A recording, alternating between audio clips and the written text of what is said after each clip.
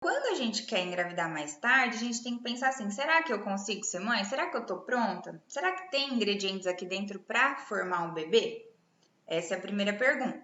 E aí, essas mulheres que vêm querendo ser mães mais tarde, elas se debatem, né? Elas enfrentam inúmeros detalhes que podem atrapalhar a fertilidade. Por isso que hoje, 1 a cada 6 casais, né, um dos motivos, estão com dificuldade para engravidar. Porque não é só uma coisa, não é só o fator idade. A gente não pode pensar assim, então quer dizer que com 25 eu engravido fácil, mas com 48 é difícil. Não é só isso, porque você pode estar toda enferrujada com 25.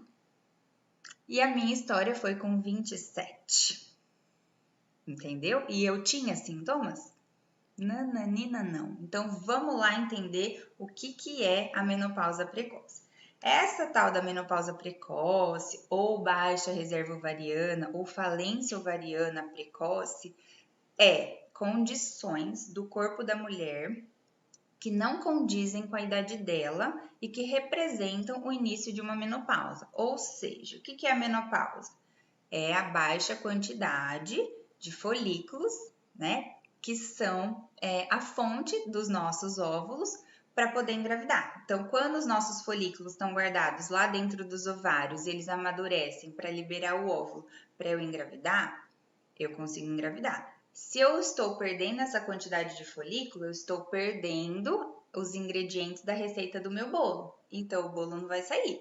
Se eu preciso de 4 cenouras para fazer um bolo de cenoura e eu só tenho um, o bolo não vai ficar daquele jeito bom, ou não vai sair o bolo, entende? Então, quando eu estou com uma menopausa precoce, eu estou tendo sintomas ou sinais clínicos de menopausa antes da hora. E normalmente essa menopausa precoce, ela vem acontecendo e sendo detectada com mulheres o quê? Antes dos 45 anos.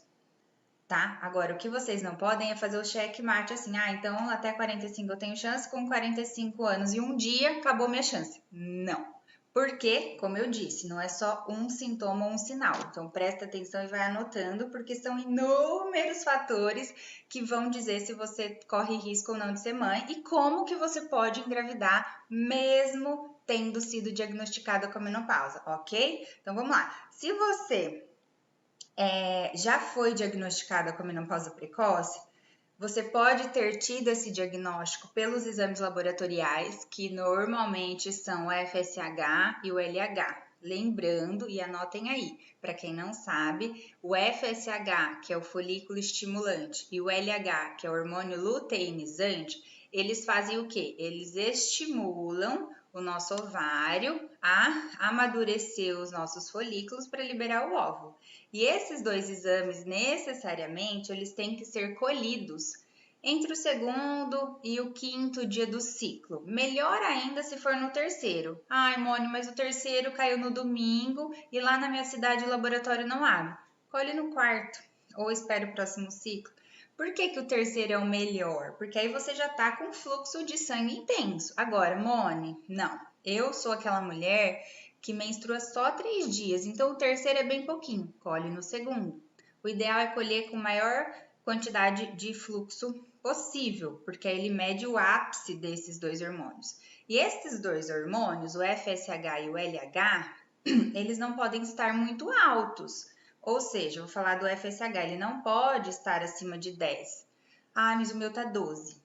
Calma que eu vou te explicar o que você vai fazer. Mas o meu tá 45. Calma que eu vou te explicar o que fazer, tá bom? Então, se esse FSH e ele normalmente um é metade do outro, então se o FSH tá 10, o LH mais ou menos 5, eu estou ovulando. Mas só de olhar eles dois eu tenho certeza de que eu estou ovulando e consigo ser mãe? Não, porque como eu disse no começo, não é só isso. Eu tenho que olhar o resto do meu aquário, e é o que eu vou explicar na aula 2 da quarta-feira, tim por tim, desse raio do aquário, tá bom? Aí que tá. Se eu colhi os exames e eles estão altos, quer dizer que o meu corpo ele tá falando assim, viu? Né, para minha cabeça, né, para as glândulas que produzem os hormônios. Ativa lá os hormônios, estimula mais, cutuca mais esse ovário, porque os folículos estão muito guardados, eles estão escondidos e eles não estão amadurecendo. Então, quando começa a perceber nos exames de sangue, independente da sua menstruação descer ou não, porque a maioria, 99% dos casos de menopausa precoce, uma mulher como eu aos 27 anos, não tem sintomas, tá, meninas? Então, a gente descobre ao acaso, na maioria das vezes, porque a gente foi colher exames e falou, meu Deus, como assim? Tô com menopausa precoce. Então, tem que fazer ultrassom, tá? Tem que fazer essa contagem de folículos pelo mulleriano, para quem está tendo dificuldade de engravidar, para ver se não é essa baixa reserva.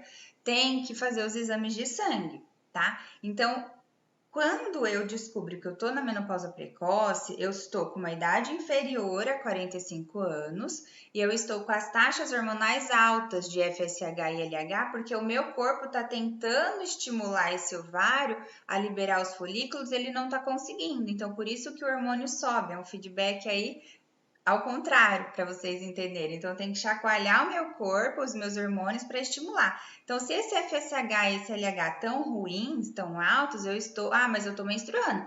Por isso que é precoce. Eu não parei de menstruar, eu não tenho 50 anos e eu estou sem reserva nenhuma. Então, assim, acende o farol. Ok, se eu percebi que esses exames de sangue, que são básicos, estão altos, eu tenho que pensar, poxa, mas se eu sou jovem, não tenho, né, e não engravidei ainda... Eu tenho oportunidade, então, de potencializar as minhas chances, de aumentar as chances da gravidez? E aí que eu digo que, com certeza, tem chances sim. Eu posso garantir? Não. Tenho chances de aumentar, só que eu tenho que ser esperta e comprometida o suficiente para usar as ferramentas a meu favor e saber o que fazer. E aí que tá. E se eu não sei, Nutri? Se eu não sei, Moni, se eu tenho essa baixa reserva ovariana? Tem que investigar. Então, se você está tentando acima de 3 meses e não conseguiu engravidar e não sabia da limpeza do aquário e nunca ouviu falar de baixa reserva ovariana, você tem que acender os faróis para falar, não, eu preciso ver isso aqui. É um checklist.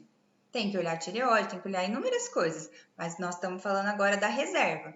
E quando você nasceu, os seus óvulos, que estão aí no seu ovário, eles já tinham sido fabricados dentro de você, na barriga da sua mamãe. E a sua mamãe já estava na barriga da sua vovó. Olha só.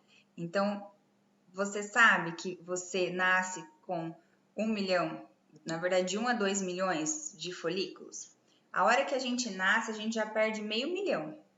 E quando a gente entra na adolescência, que a gente tem a nossa primeira menstruação, todo mês a gente perde uma quantidade de folículos, porque todo mês, a partir do momento que eu virei mocinha, eu tenho chances de engravidar. Então, a menstruação é um preparo para a gravidez. Ou seja, eu faço toda aquela caminha dentro do meu útero para esperar o nenenzinho. Se o nenenzinho não veio, se o embrião não se formou, o que meu útero faz? Ele tira o lençol, ele manda a caminha embora. Ok? Só que essa caminha que vai embora, no outro mês eu tenho uma nova oportunidade de ovular. E aí que tá, vamos para entender o esquema. Vocês estão entendendo? Tá sendo claro? Vamos lá que já já eu respondo as questões. Quando eu estou menstruando, mas não estou engravidando, eu tenho que olhar para trás. Então, o que está acontecendo lá no meu ovário? Aí eu vou lá e detecto que esses hormônios estão ruins. É só tentar ou é só dar um soco, um estímulo no ovário com um indutor de ovulação para ver se dá certo? Não é o jeito certo, não é a melhor forma ir lá e tomar um indutor, porque eu tenho que entender qual que é a raiz do problema. Para eu induzir o meu ovário a cutucar os folículos que estão lá guardados, lá no cantinho, no fundo, as 7 chaves, eu tenho que entender primeiro por que eles dormiram. Tá vendo como que o pensamento é o contrário? Se esses folículos estão lá dormindo quietinhos e eu estou com 30 e poucos anos, por que eles dormiram? Aí que vem a ideia de entender por que tantas mulheres hoje têm menopausa precoce. Entendeu? E aí vem os fatores. O que vem acontecendo com as mulheres deste mundo que estão apresentando baixa reserva ovariana? Será que os hábitos da minha mãe me enferrujaram desde que eu estava na barriga dela? E o que minha avó comia ou fazia? Então, quando a gente começa a perceber que o que a gente é hoje tem tudo a ver de qual aquário a gente veio, as coisas começam a fazer mais sentido e as pecinhas do quebra-cabeça se juntam. Então, vamos lá. Se eu estou tentando engravidar há 8 anos ou há 20 anos, eu tenho que tirar todas as hipóteses. Eu tenho que investigar tudo. E será que eu não tô com esses folículos lá guardados às 7 chaves, enferrujados e dormindo há algum tempo? Então, o estresse, a má alimentação, a falta de exercícios, né, o sedentarismo, vai fazendo os nossos motores ficarem enferrujados, além dos fatores genéticos e etc. Mulheres, por exemplo, que passaram por tratamento de câncer, por tratamento oncológico, ginecológico, tomam em alguns processos, né, em alguns protocolos, remédios que induzem a menopausa. Então, a reserva ovariana dessas mulheres também vai por água abaixo. Então, existem inúmeras hipóteses que fazem com que o nosso corpo perca a reserva que ele tem. Então, volta lá na receita de bolo de cenoura. Se eu preciso fazer bolo de cenoura e o bolo de cenoura vai ser o meu neném, eu quero construir o meu neném, eu tenho que ter a cenoura, eu tenho que ter o ovo, eu tenho que ter o óleo, eu tenho que ter a farinha, o fermento. Se eu deixar faltar ingrediente, eu não consigo o quê? Finalizar o meu embrião, que é o meu neném. Então, o bolo não sai do jeito que deveria. Aí que tá. Quando, além de tratamentos oncológicos ou uma causa muito importante de baixa reserva ovariana é quando a mulher tem endometriose, né, ou descobre que tem endometriose, ou até mesmo adenomiose ou miomas, ou cistos enormes, pólipos, e ela passa por cirurgia, as cirurgias elas são o quê? Invasivas.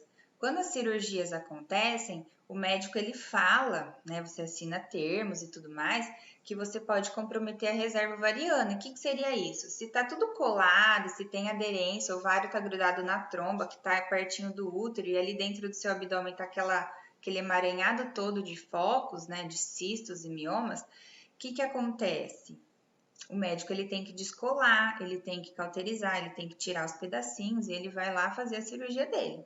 Só que se você já foi mãe, tem casos que tira tudo, né? Tira a trompa, tira o útero, tira o ovário, que foi o caso da minha mãe, que eu conto para vocês depois em detalhes lá na jornada. Tem casos que ele fala assim, olha, como você quer ser mãe ainda e a sua cirurgia vai ser bastante invasiva, tem como tirar os óvulos, guardar a sua reserva, então pegar as cenourinhas e deixar ali no potinho, guardada, 7 chaves, né? Reservada para você depois engravidar. Porque corre-se o risco, na hora de uma cirurgia, de machucar a nossa reserva e ela ir embora. Então, assim, todo cuidado é pouco e nós mulheres temos que conhecer o nosso corpo e entender da nossa reserva. Então, a cada mês a gente tem uma grande e linda oportunidade de sermos mamães. E se eu não estou conseguindo, eu tenho que olhar para ver se eu tenho as cenouras para fabricar esse bolo, que é esse neném.